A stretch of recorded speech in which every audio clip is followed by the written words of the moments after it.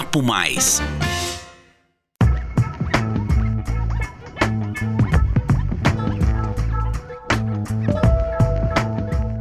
Olá, pessoal, sejam muito bem-vindos ao 27º episódio do podcast Papo Mais. Essa é uma produção CISP, a Central de Informação em São Paulo. Aqui você confere informações sobre tendências, além de reflexões em comportamento, economia, carreira e inovação. Meu nome é Nadine. No episódio deste mês da Consciência Negra, vamos falar sobre os desafios para a transformação do ambiente de trabalho em um local de inclusão e seguro para pessoas negras. No Brasil, 55,8% das pessoas se autodeclaram pretas e pardas, de acordo com o IBGE. Apesar de serem a maioria da população, no que diz respeito ao acesso às oportunidades profissionais, ainda são a minoria. A pesquisa do Instituto Ethos, que entrevistou um grupo de 200 empresas, constatou que apenas 6% dessas corporações tinham políticas e ações planejadas para promover igualdade racial no quadro de colaboradores. Esses dados são apenas uma pequena amostra do impacto do racismo estrutural que atinge todas as camadas sociais do nosso país. Ainda segundo a pesquisa, menos de 5% dos executivos são negros. Esse percentual cai para 0,4% quando são profissionais mulheres. E uma das principais formas de transformar essa realidade é a sensibilização por meio do diálogo, que pode abrir caminho para as mudanças necessárias e urgentes. Para falar sobre esse assunto, no Papo Mais de hoje, recebemos 2 especialistas em questões raciais. A psicóloga e doutora em Ciências Sociais, Mirth Tânia Cruz, que é professora da PUC São Paulo, na área de Gestão de Pessoas, e atua em pesquisas e consultoria empresarial em temas como o racismo no ambiente de trabalho. E o mestre em Antropologia Social pelo UFSCar, Daniel Ramos, que é poeta, trabalhador da cultura e atua no mercado das artes. Muito obrigada pela participação de vocês e sejam muito bem-vindos ao podcast Papo Mais. Primeiro, eu agradeço o convite, sinto-me honrada e muito feliz, em ter esse bate-papo. Acho que pode ser muito oportuno para discutir temas tão importantes, não? Bom, eu gostaria também de agradecer essa oportunidade de fazer essa conversa, esse diálogo, e dizer que é um prazer poder conhecer a professora Mirth e poder colaborar aqui com esse trabalho desse podcast. Nós é que agradecemos.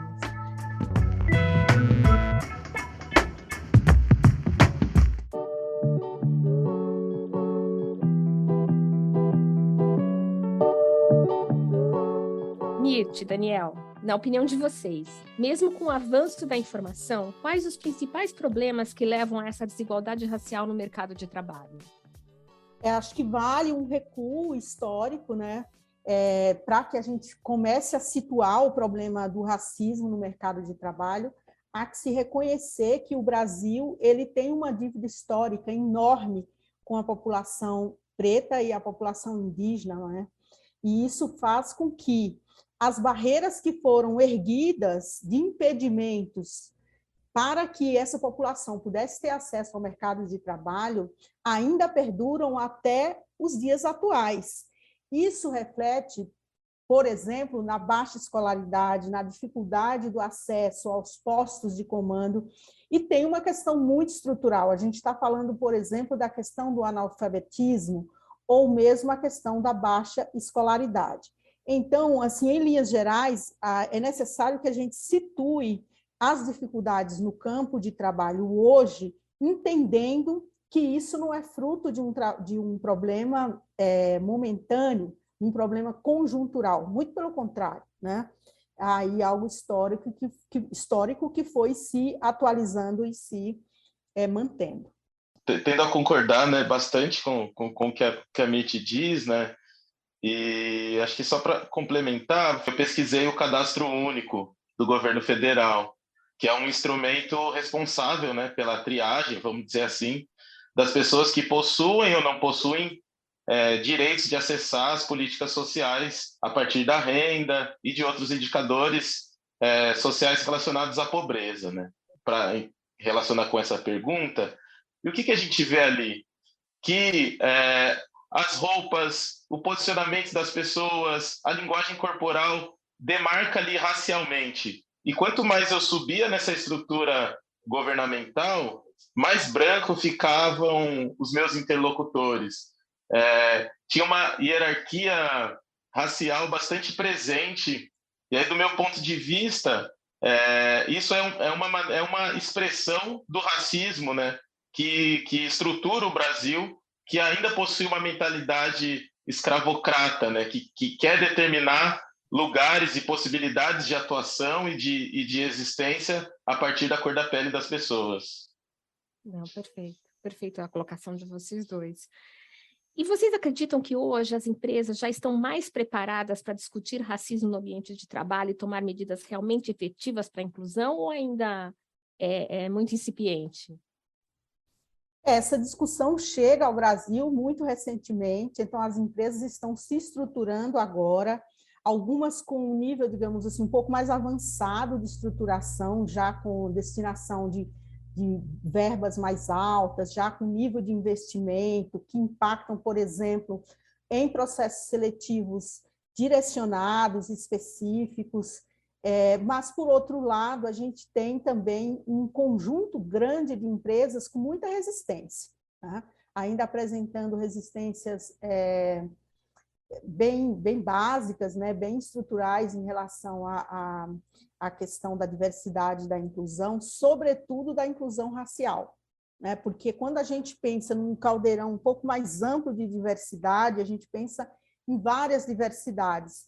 Só que no que tange a questão racial, há uma dificuldade muito forte, primeiro, em reconhecer que o Brasil é um país racista, sim, ao contrário do que se foi, né, veiculado e trabalhado ao longo, né, dos últimos anos, né, da suposta democracia racial. Então, a gente encontra hoje, né, empresas em diferentes níveis, e empresas que realmente se recusam, né, ainda amparadas num discurso de meritocracia, que poderia, por exemplo, legitimar tomadas de decisões tão somente baseadas num desempenho ali imediato, e a gente sabe o que isso tem por trás. Então, eu diria assim, são diferentes níveis, mas a gente já sente um certo movimento aquecendo, que isso na direção, né, isso nos deixa muito felizes, porque já na direção de algo um pouco mais concreto, de políticas concretas tomadas, né, a partir de um processo decisório da alta cúpula para baixo, porque a gente costuma dizer assim, não funcionará se a alta direção não entender a importância das ações afirmativas nas empresas. Não, verdade. Daniel, qual a sua opinião? Eu penso que tem uma diferença também entre os discursos que muitas vezes as empresas e as instituições adotam para fora, para os seus públicos, e as práticas que elas têm em relação aos seus colaboradores, funcionários, né? Muitas vezes a gente vê grandes campanhas discutindo temas como diversidade, inclusão, mas quando a gente olha na prática, muitas vezes isso não acontece, ou por uma recusa mais explícita, ou para pegar um pouco o pensamento da Cida Bento, né, o que ela chama de um pacto da branquitude, né, que é esse acordo tácito, silencioso, no qual apenas os seus pares ali detêm ali, entre aspas, a meritocracia, né, o mérito necessário para ocupar determinadas funções. E mesmo em algumas empresas em que há, né, essas políticas, né, de ação afirmativa, políticas de inclusão, muitas vezes isso fica confinado a uma determinada faixa de cargos ali. E aí, nos postos-chave, nos postos de decisão, muito difícil a gente sair dessa figura, né, do homem branco, ou raramente da mulher branca, nesses postos de liderança, né? A gente ainda precisa avançar muito no sentido de conseguirmos estar também nesses espaços decisórios, né?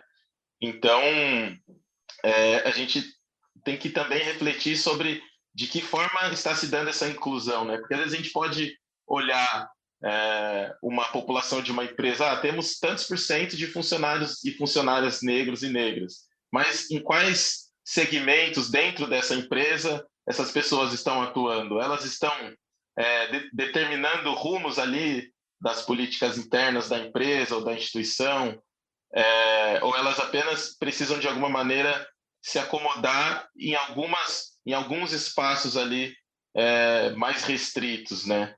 E a sociedade brasileira, ela é racista desde a sua origem, né? Se a gente pegar um exemplo que está um pouco descolado desse ambiente empresarial, mas que é algo que é bastante visível, né, para a população, é se a gente pensar na questão do futebol, por exemplo, em que a maioria dos jogadores, né, são negros, mas a gente vê no gol, raramente a gente tem um goleiro negro, que seria um posto-chave ali dentro de campo, né?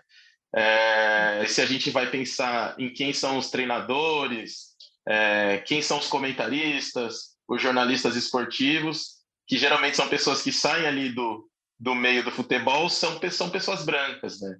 Então, mesmo em alguns segmentos de trabalho em que as populações negras elas são maioria, quando a gente vai analisar os postos-chave ali, muitas vezes essa representação ela não se dá também nesses espaços. Então, a gente tem muito que avançar ainda nesse sentido. Nas empresas isso se reflete também, e dá gancho já para outra pergunta, mas que o Daniel já falou, mas, Mirth, eu queria saber da sua opinião, né? O Daniel já falou que essa questão da liderança é uma questão ainda bastante, é um funil bastante restritivo, mas a questão dos homens negros na liderança, e principalmente das mulheres negras, né? Também a questão da liderança tem sido uma barreira, não é isso, Mirth? Sem dúvida, por isso que hoje a gente luta muito, não só pelo acesso, porque o acesso em si ele não garante nenhum tipo de sucesso um pouco mais robusto, ou mesmo uma questão de mobilidade social. Então, sim, né, eu concordo plenamente com o Daniel, a questão é, sim, discutir liderança, postos-chaves, postos de comando, a gente pensar em políticas que vão qualificar essa pessoa preta para que ela possa ascender. E, de fato, assim, a questão da mulher negra, né, é muito sensível, porque além de todas as camadas de embarreiramento e desigualdade que são sobrepostas para ela, há uma questão hoje também muito difícil dela se firmar no mercado de trabalho, em função dela ter que lidar não só com racismo, mas também com todas as demandas que são impostas a ela, né? Uma demanda de autoescolaridade, uma demanda também de conciliação com vida afetiva, a demanda de cuidado do outro, porque a questão de gênero aí vai agravando, né, o acesso a essa liderança, e uma dificuldade muito concreta que é conciliar todos esses pratos, digamos assim, com a exigência de uma alta qualificação profissional e de uma dedicação plena, né, de uma dedicação ali plena ao mercado de trabalho. Então, hoje, discutir questão racial é, sim, discutir a questão da liderança da pessoa negra no mercado de trabalho. Bom, além das transformações na cultura organizacional das empresas, o que vocês diriam ser importante na conduta dos profissionais que lideram equipes? É que, assim, é incrível essa coisa, né, da gente estar no virtual, o que é um ganho enorme, mas a gente ainda tem algumas questões aí. Eu diria assim, é difícil, né? A gente tem que começar a dar passos um pouco mais largos agora, né? O Daniel citou a pesquisa dele, e eu também peço licença para citar uma pesquisa que nós estamos desenvolvendo agora, que é a questão da liderança da mulher negra no mercado de tecnologia, e como as iniciativas que as empresas estão fazendo no sentido de promover mentorias, promover formações complementares dentro do campo da tecnologia, isso tem significado um aumento interessante nesse ingresso de mulheres no mercado de tecnologia em postos já, eu não diria totalmente de comando, mas em postos já intermediários. Então, eu queria sinalizar nesse sentido que é importante, as ações que estão sendo feitas são ações que direcionam para resultados positivos. Agora a gente precisa dar passos mais largos e mais rápidos nessa direção. Não temos nenhum direito de errarmos nesse momento, né? A necessidade aí de uma assertividade maior nas políticas e um direcionamento mesmo. Acho que é fundamental esse tipo de iniciativa, né, de pesquisa e de uma maneira de pensar, né, a academia que se conecta com a realidade prática, né, vivenciada nos ambientes de trabalho, né? Então, acho que esse tipo de contribuição ela é fundamental justamente para modificar, né, esse cenário que a gente tem. E aí, me remetendo um pouco mais à pergunta, né, eu acho que a gente está no 2022, no século XXI, tem algumas condutas, né, que não podem ser mais aceitas e toleradas em espaços profissionais, né? Quem está ali fazendo esse trabalho de gestão, de equipe, tem que aprender a lidar com a diferença, a lidar com equipes múltiplas, né? E aí, pensando nas pessoas LGBTs, nas pessoas com deficiência, a gente tem que cada vez mais ter, né, no ambiente corporativo, nas indústrias, no comércio, uma maior paridade com o que a gente vê no mundo lá fora, né? O mundo ele não é só feito de pessoas brancas, cristãs, que se referenciam em padrões europeus, né? O mundo ele é bastante diverso e dinâmico. Então, é importante que o ambiente de trabalho ele também reflita essa pluralidade, essa multiplicidade que existe na vida cotidiana das pessoas. Não, está perfeito a colocação de vocês. O mundo empresarial tem que refletir mesmo a nossa realidade, não teria outra maneira. E o Brasil, né, foi o último grande país ocidental a extinguir a escravidão, que aconteceu de maneira legal até a Lei Áurea de 1888. Os resquícios desse período respingam na sociedade até hoje. A professora Mirth falou isso no início. Vocês consideram que temos evoluído como sociedade no sentido de quebrar esse ciclo de discriminação racial? Muito pouco, né? A evolução brasileira, nesse sentido, tem sido muito pouco. O Brasil, como um país racista, né? Absolutamente, digamos assim, violento contra a pessoa preta, ele ergue ali uma série de dificuldades mesmo para a vida se estabelecer para uma pessoa preta, da forma mais básica possível. Desde os acessos às políticas sociais até questões do dia a dia mesmo, como, por exemplo, as violências praticadas quando alguém que está numa determinada calçada e, de repente, visualiza, né, na mesma calçada, vindo um homem preto, por exemplo, e essa pessoa resolve mudar de calçada com medo desse corpo preto que se aproxima, essa é uma das violências mais terríveis que alguém pode conviver no seu dia a dia. Fora as violências realmente físicas, como o risco de morte, os dados, né, que nós temos no IBGE, que atestam aí uma realidade cruel do número de mortos, sobretudo de homens pretos, jovens, né, jovens pretos. Então, nesse sentido, o Brasil ele tem uma dívida histórica enorme contra as populações originárias, nas populações indígenas, e contra a questão da escravidão, da escravatura, que foi terrível, né? E isso deixa, por exemplo, marcas nas pessoas, no psiquismo. Eu, como psicóloga organizacional e clínica, eu vejo no meu cotidiano, tanto nas empresas quanto no meu consultório, quais são essas fissuras e esses resquícios, e como isso causa um enorme prejuízo emocional, cognitivo para as pessoas pretas. Então, eu diria assim que a gente tem que caminhar bastante, olhar para o passado, mas com muito pé no aqui e agora, projetando um futuro com vistas a ações, quer dizer, o que fazemos hoje, ou, exemplo, políticas que as empresas empregam hoje, elas vão reverberar no futuro, E isso não é algo pouco, isso não é algo mínimo, isso é uma reestruturação interessante que o mundo organizacional, o mundo corporativo deve fazer na direção de um Brasil melhor, um Brasil mais justo, um Brasil rico, né? E que venha a construir uma pauta muito positiva.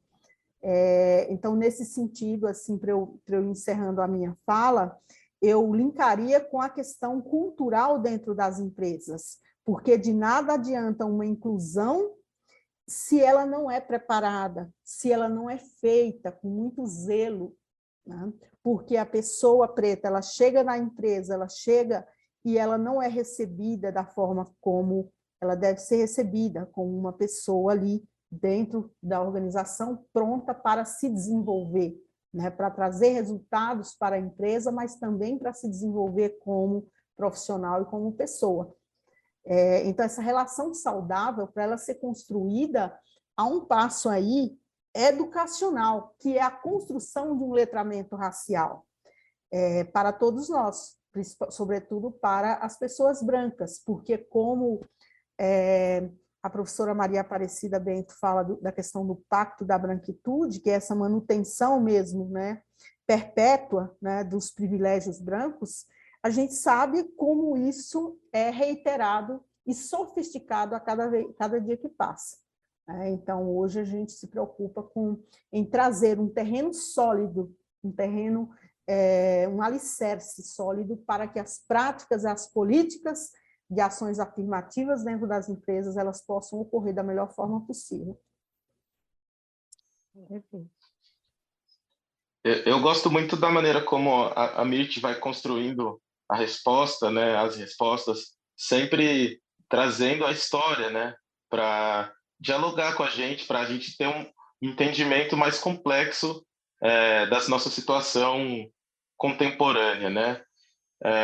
Então, até se a gente vai pensar, né, sobre a questão da própria Lei Áurea, né, que a Lei Áurea ela é o fim de um processo de séculos ali de lutas, de revoltas, de resistência cotidiana, de quilombos e de uma série de ações ali protagonizadas por pessoas pretas, por pessoas dos povos originários, e, no entanto, muitas vezes, né, a gente tem uma ideia, uma leitura a respeito da Lei Áurea como se o pós-abolição tivesse sido uma maravilha.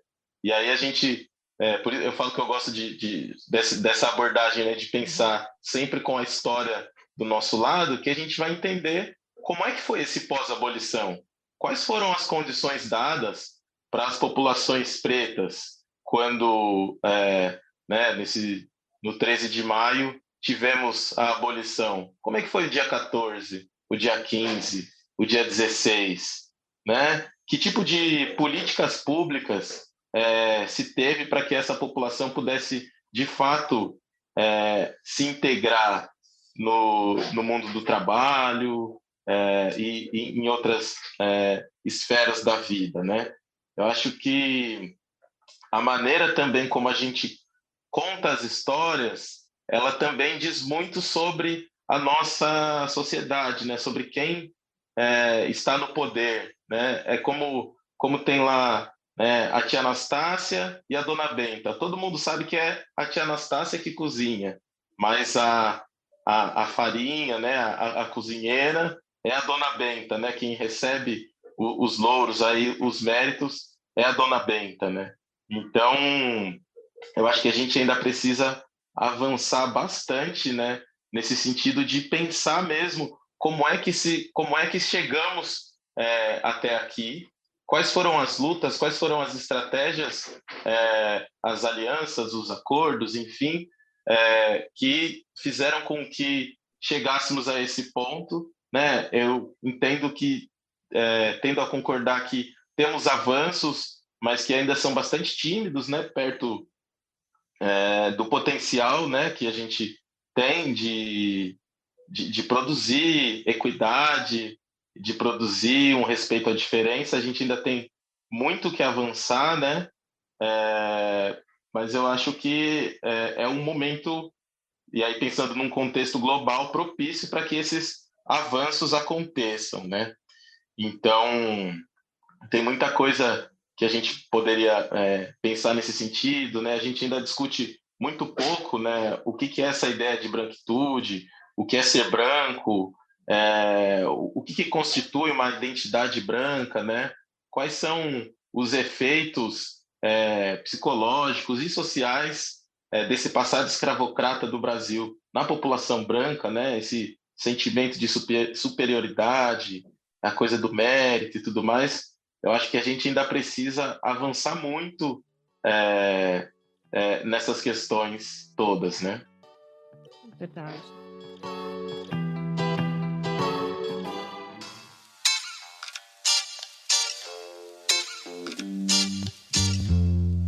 E para fecharmos este episódio, né, vamos à nossa sessão de ping-pong. De forma rápida e direta, para vocês, igualdade é? Igualdade é você ter acesso a todos os direitos sociais, não ser um sujeito racializado. Porque para ser negro, quem confere essa condição de sujeito racializado é o indivíduo branco e não a pessoa preta. Nós, enquanto população preta, não somos uma massa homogênea. Entre nós também somos diferentes e essas diferenças também precisam ser respeitadas.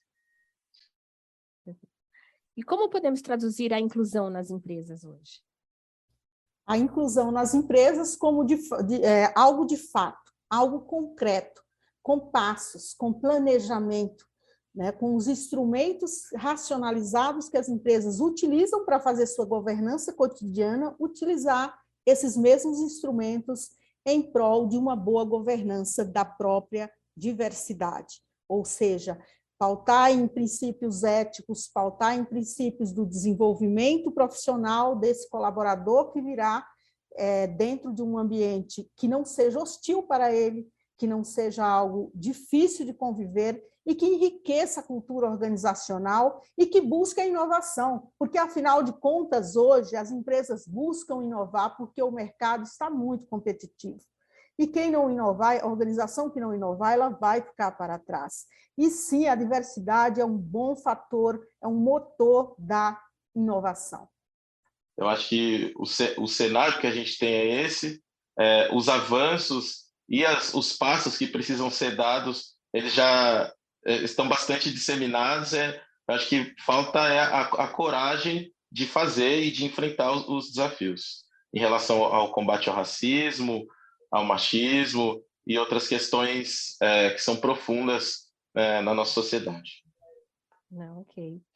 Mirth e Daniel, eu quero agradecer imensamente a participação de vocês no nosso podcast, e ela é muito especial para a história da CISP, né? Tá falando desses assuntos e assuntos que tocam tanto a sociedade brasileira e as empresas. E eu queria uma palavra para a gente terminar de vocês dois. A palavra é agradecer e também eu, pessoalmente, me colocar à disposição para fóruns dessa natureza, porque é assim que a gente vai construir uma pauta mais positiva, e é assim que a gente combate o racismo, e também é dessa forma que a gente vai pautando aí um legado, né, digamos assim. Então, todos nós, indivíduos, né, devemos estar abertos a conversarmos sobre esses assuntos, e que bom que as empresas estão se abrindo para isso, e eu penso que cada vez mais elas devem continuar nessa pauta. Obrigada, Mirth. Bem, eu também gostaria de agradecer o convite, dizer que foi um diálogo bastante interessante aqui. Gostei muito de conhecer também o trabalho da Mirth, e também a gente não pode esquecer de olhar para trás para poder seguir em frente de uma outra maneira, né? Isso que eu digo é um pensamento, né, de matriz africana, que é o Sankofa, que é o pássaro que olha para trás para entender o seu passado e olhar para o futuro, levando em consideração essa experiência, esse caminho que o levou até ali. Então, acho que com isso, acho que eu encerro aqui, né, minha participação, e agradeço mais uma vez o convite de poder participar dessa conversa. Bom, nós é que agradecemos aos dois.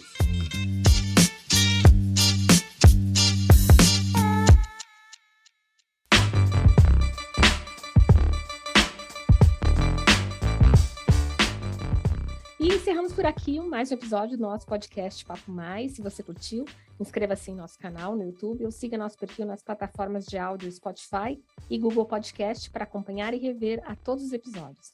Você também pode enviar suas sugestões, dúvidas e perguntas para o e-mail relacionamento@cisp.com.br. Obrigado pela atenção e companhia e até a próxima.